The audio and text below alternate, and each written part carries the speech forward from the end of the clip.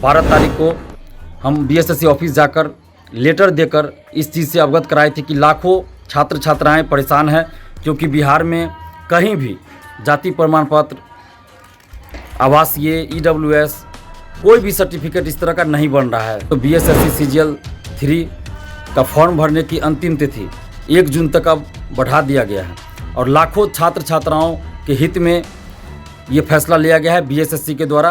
नमस्कार, आप देख रहे हैं NBC 24। मैं आपके साथ उत्नेश पांडे। बीएससीसी सीजीएल 3 के स्टूडेंट के लिए एक बहुत बड़ी खबर है। बता दें आपको कि बीएससीसी सीजीएल 3 के फॉर्म भरने का जो समय था, अंतिम समय अब 1 जून तक कर दिया गया है। इस बात की जानकारी छात्र नेता दिलीप कुमार ने दी है और छात्र नेता दिलीप कुमार ने कहा है कि बीएससीसी सीजीएल 3 में जिस तरीके से छात्र काफ़ी परेशान थे फॉर्म भरने की अंतिम तिथि को लेकर के, वो जो है अब तारीख जो है वो बढ़ा करके 1 जून को कर दिया गया है। इसके लिए छात्र नेता दिलीप कुमार ने बीएससीसी को धन्यवाद भी दिया है। आपको बता दें कि जिस तरीके से बीएससीसी में जो चीज़ें चल रही थी फॉर्म भरने के लिए सीजीएल 3 का, लगातार छात्र परेशान थे और छात्र नेता ने बीते ही दिनों बीएससीसी में लेटर दे करके कहा था कि लाखों छात्र जो है काफ़ी परेशान है इसको लेकर के, तो इसका जो फॉर्म भरने का जो समय तारीख है वो बढ़ा दिया गया। तो कहीं ना कहीं लाखों छात्रों के हित में ये फैसला लिया गया है बीएससीसी के द्वारा। अब 1 जून को जो है सीजीएल 3 का जो फॉर्म भरने का समय है वो अब कर दिया गया है। साथ ही आपको ये भी बताया कि पूरे बिहार में जिस तरीके से जातीय प्रमाण पत्र, इन तमाम दस्तावेजों को बनाने में जो समय लग रहा है, इसको लेकर के भी छात्र नेता ने बीएससीसी को जो है क्या कुछ कह रहे हैं वो सुन लीजिए आप। नमस्कार दोस्तों, मैं दिलीप कुमार।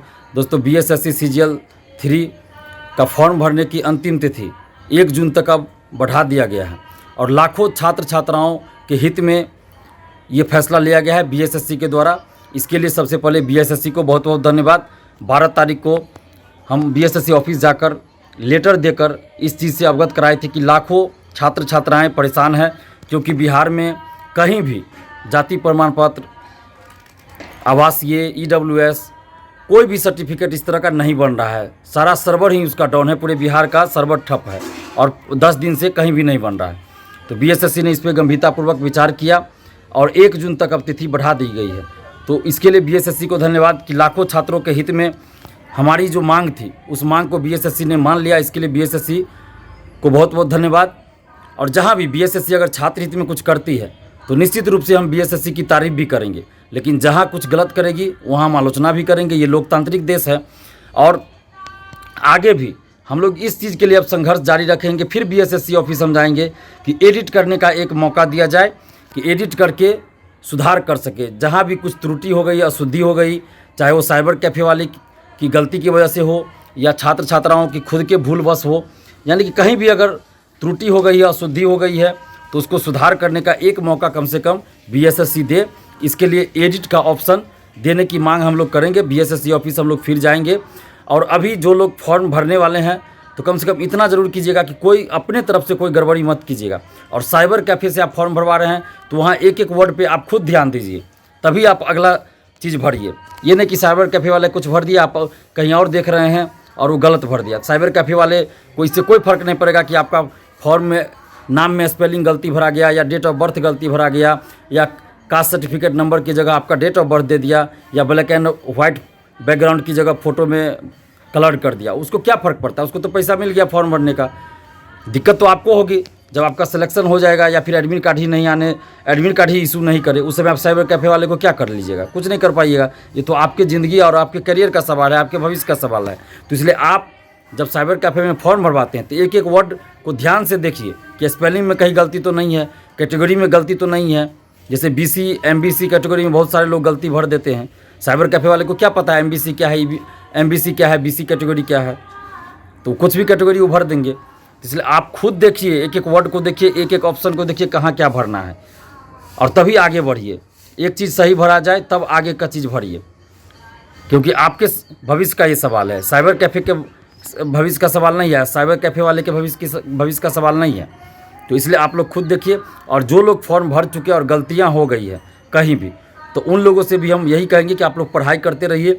और बीएसएससी ऑफिस हम फिर जाएंगे अगले सप्ताह और इस बात पे बीएसएससी के सचिव और अध्यक्ष महोदय को अवगत कराएंगे कि एडिट करने का एक ऑप्शन दे ताकि स्टूडेंट सुधार कर सके, क्योंकि एक दो स्टूडेंट्स की ये बात नहीं है।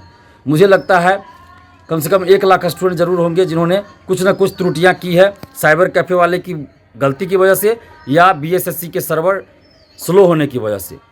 तो ये गलती हर जगह जो है परीक्षार्थियों की नहीं है, छात्र छात्राओं की नहीं है। कहीं कहीं ज़रूर है कि छात्रों की भी गलती है कि भूलवश उन्होंने बीसी की जगह एमबीसी की तरफ बीसी कर दिया।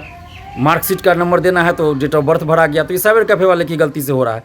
लेकिन परीक्षार्थियों को, छात्र छात्राओं को भी ध्यान देना चाहिए कि कहाँ क्या होगा और साइबर कैफ़े वाले कहाँ क्या भर रहे हैं। इस चीज़ को आप गौर से देखिए और अभी आप लोग पढ़ाई अपनी करती रहिए।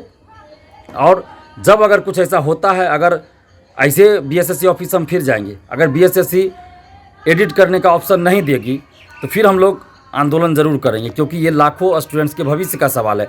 अगर अभी उस अशुद्धि को, त्रुटि को सुधार नहीं किया गया तो लाखों स्टूडेंट्स का हो सकता है एडमिट कार्ड ही नहीं आए, लाखों स्टूडेंट क्वालिफाई कर जाएंगे, अंतिम रूप से भी सफल हो जाएंगे और काउंसलिंग के समय उनको फिर बाहर कर दिया जाएगा।